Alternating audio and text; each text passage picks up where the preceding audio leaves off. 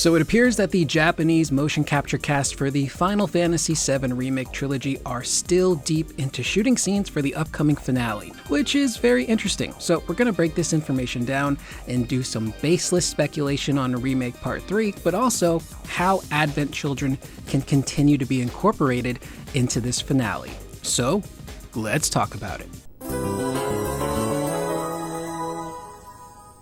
So this info comes to us directly from Yamazaki-san, who is the motion capture performer for Cloud in the Remake trilogy. He took to his Twitter account to write, "Today we had a large group for filming the cutscene, with action scenes and acting scenes. It was a lively and fun shoot with everyone, including Kawabuchi-chan on her 4th consecutive day. We all took a group photo. Thanks for your hard work today as well." And we do know that this is for Remake Part 3 because all the actors pictured have worked on the Remake project already. The mocap actors for Barrett's there, Tifa, I believe Kate Sip and Sid, Vincent, so the whole gang's there. Now you're probably wondering, okay, why is this important? Why are you reporting on this? Well, it's because my stupid caveman brain was under the impression that they had already finished doing the motion capture for this game, because the way a lot of, these processes for these games work is they do the motion capture, and then since this is a Japanese game, they move on to the Japanese voice acting and then the English voice acting. The English voice actors usually use the Japanese performances as a reference for their own performance. And a few months ago, Cody Christian, who is the English voice actor for Cloud Strife, posted on his Instagram that he was back in the studio recording new lines for Cloud.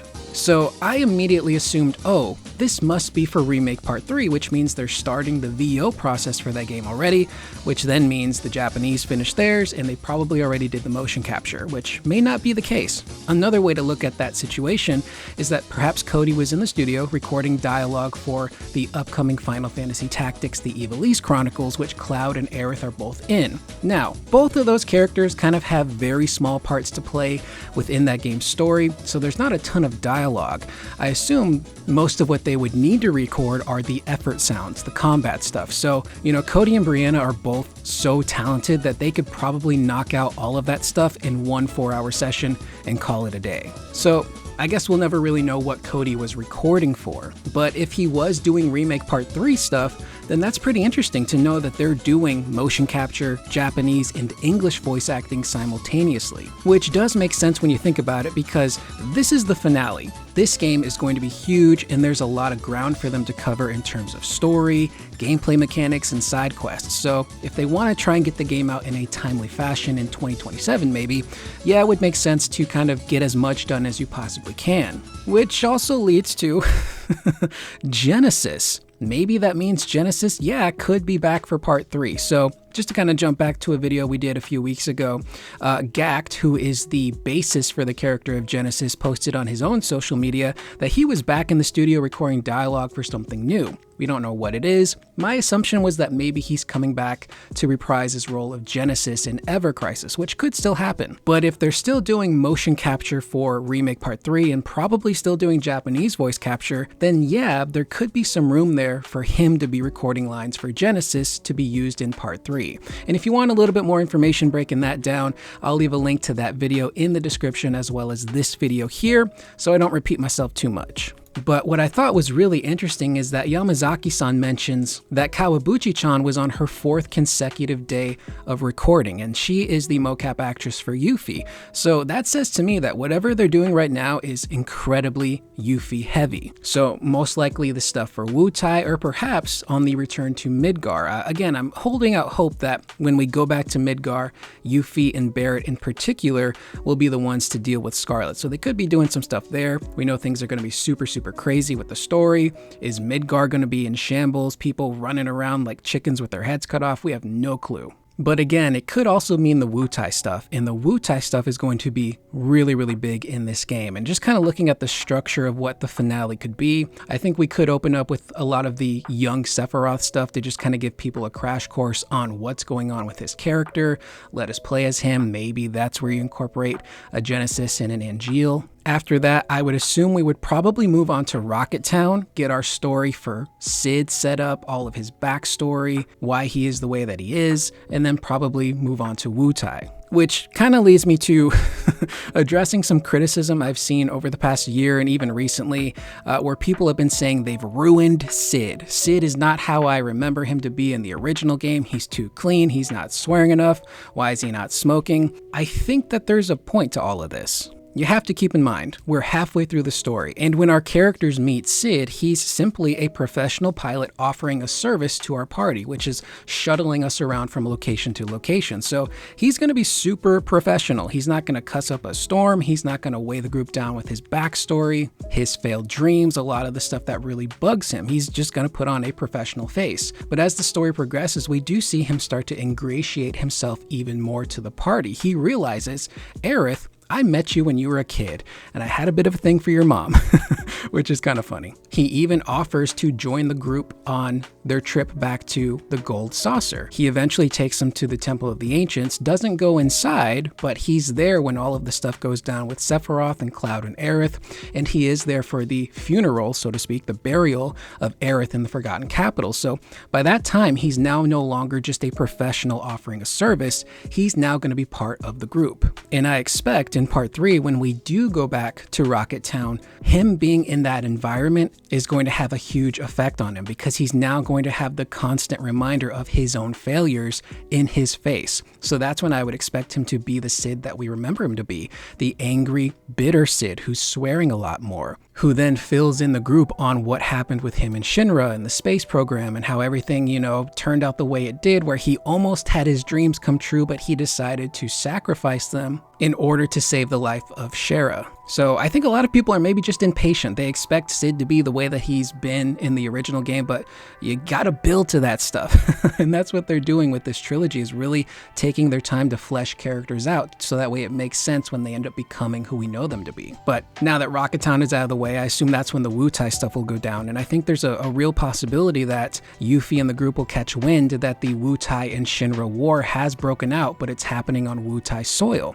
And Yuffie wants to urge the party to go to Wutai so they can save their people and her home, but maybe at this point in the story, I do expect Cloud to be a bit of a douchebag, because we do see that the black materia is clearly having an effect on him, not just Jenova and Sephiroth, but that black materia in particular. He's becoming incredibly short with people. He's dismissive. He's also seemingly not affected by the death of Aerith. So he very well could be like, Yuffie, go kick rocks. Our goal is Sephiroth. We're going to go after him. Wutai's not important, which could really anger Yuffie, which could lead her to stealing the group's materia, including the empty white materia that Cloud had. Now, I don't know if Yuffie would come across the black materia. That's this really kind of amorphous orb that seems to hide within Cloud's blade, and it's essentially the Buster Sword. So I don't know if she'd find that, but if Yuffie does steal all of the materia, including the, empty white materia, that could be the motivation for the party to go, oh, she stole our stuff. Leave me alone, Tim. We lost all our chickens. She probably went to Wutai. Now we kind of have to go after her. And much like Sid changing when he's in Rocket Town, I think that's what's really going to bring out another side to Yuffie being back in her homeland. How has it changed since she and Sonon left on their mission? Is it going to be this bigger touristy trap that's overrun with all of these tourists who are just taking photos and kind of mocking her culture, which leads into even more stuff with Yuffie and her family. But again, there's that possibility that if the group catches wind that that war is headed to Wutai, we could see the appearance of characters like Nero. He could be Shinra's secret weapon to trying to take over Wutai. And the last time we saw Nero, he did absorb the body of Sonon. So it's also another way for Nero and Shinra to mess with Yuffie by having these ghost images of Sonon appearing in different locations. And when Yuffie tries to find him, he's gone. So that's a really kind of twisted way to continue to mess with Yuffie and her mental state and what's happening with her home. And we do know a lot of dialogue takes place in Wutai. A lot of the action stuff is now probably going to happen in Wutai. There's the stuff with the Turks and Don Corneo, and perhaps that final battle with Nero could take place there, which could require the motion capture crew to be doing a lot of these different action and dialogue scenes. So either way, this is just really cool. It's kind of interesting to see kind of, how the sausage is made, so to speak, on the remake trilogy, specifically with the finale, how they're still doing mocap, how they may have not even finished the Japanese voice acting, and how maybe the English might just be getting started, maybe they didn't start yet. But we do know, again, that development is seemingly going very, very smoothly, and I think by December or so of this year, they'll have a build of the game that is, I believe, 2 years old. So we're inching closer and closer, hopefully, to some sort of big teaser announcement. Now, to end the video, I wanted to talk a little bit more about some of the Advent Children stuff we've been seeing in the remake trilogy so far and how they could continue to incorporate or integrate, pun intended, more Advent Children stuff into the remake finale. Because again, there's a lot of ground to cover with the story and the characters, and they've already done a really cool job of incorporating Advent Children stuff into this trilogy. Specifically looking at the end of 7 Remake, when you fight Sephiroth, you're essentially fighting him in the ruins of the Shinra building, much like it was in the end of Advent Children. We saw Kadaj and crew essentially show up in the form of those 3 whispers at the end of 7 Remake. If Sephiroth stabs Cloud or Zack or Aerith in their final battles, he hoists them up like he did Cloud in Advent Children. And of course, there's all of the compilation stuff that's been incorporated. Characters like Cisne, Nero, Weiss, Deep Ground. They've done a really great job of that. But something that's happened recently with Ever Crisis kind of got the old noggin a-movin', and I'm looking at the Advent Children one-off that they're currently doing. There's tons of costumes, weapons, but also a really big one-off battle with Bahamut Sin. Now, normally the way Ever Crisis works is that they lift a lot of their assets from the remake trilogy. So stuff that's already been made then just gets repurposed and made for the mobile version of the game. And I'm looking at Bahamut Sin, I'm looking at the Advent Children costumes, I'm looking at the weapons like the fusion sword, and my brain starts to ask the question, there's no way they're just going to use this for the mobile stuff, right? So I'm kind of thinking, I think we're going to see a lot of this stuff in the finale of Remake Part 3. We could have a battle with Bahamut Sin for all we know. We might get the fusion sword, but how would that all play out? And I think one way you can make it work is perhaps we quote unquote finish the game, right?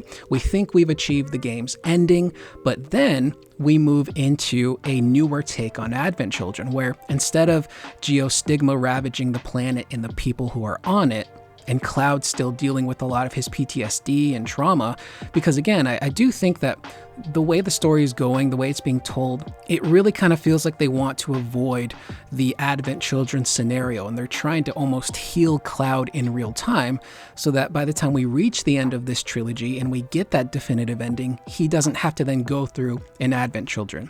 And some people kind of view Advent Children as maybe the bad ending because of everything Cloud is dealing with, the survivor's guilt, the depression, the anxiety, him being a recluse, beating himself up for not being able to save Zack and Aerith. It takes a pretty big toll on him, on top of the geostigma, trying to take care of, Denzel and all of the people back in Edge. But eventually he comes out on the other side better. He's healed, he forgives himself, and he learns to smile. And he sees Aerith and Zack walk off into the white light and everything's gonna be okay. So things do turn out fine at the end of Advent Children, but Cloud and the party have to go through a lot of dark stuff to get there. So perhaps you could kind of maybe create a new path where Sephiroth is defeated, but he still has that one ace up his sleeve, and that's repurposing Advent Children. Because it kind of feels like if this is a post-Advent Children Sephiroth, he's kind of playing FF7's greatest hits for Cloud and the party. Like, hey, you guys haven't experienced this yet, but we're gonna have a really epic battle in the ruins of the Shinra building. How about we do that now? Or, do you remember when I killed Aerith? Wasn't that such a great time? And now he's like, I've got one final trick. Meet Kadaj. Kadaj and crew perhaps could then show up still as remnants. Maybe there are still traces of Sephiroth left in the live stream that are trying to fight their way back. So Sephiroth would essentially be bringing back the remnants, and we would still fight Kadaj and crew and go through some aspects of Advent Children. It would just be slightly different because you don't have the geostigma, you don't have the planet dying, but Sephiroth is still fighting and clawing his way to never be a memory, which could lead to a final battle with Sephiroth where he actually is put away for good. And then you could have a proper epilogue which shows where our characters are, what they're doing, Tifa with her new seventh heaven, Barrett is maybe traveling the world with Marlene because that's something he says in Rebirth that he really wants to do, maybe Cloud is, becoming the delivery driver, maybe Vincent is still learning how to use a smartphone. I don't know. But I'm just really curious to see, since it's the finale, How do they continue to incorporate Advent Children one final time? And do they actually go all the way and try to repurpose some aspects of that story? I don't know. It could work. Maybe they avoid it altogether. Maybe they decide to do DLC later down the line where it is an Advent Children thing and it's not part of the base game. No one really knows, but I just thought that was kind of interesting. So with that being said, that is the video. I am Curious Corduroy. Let me know in the comments down below what you guys think so far of what we talked about in today's video. The mocap actors still recording new scenes, and how do you think they'll incorporate more Advent Children stuff into the game's big finale? I'll see you guys in the next video. Please remember to always be excellent to one another.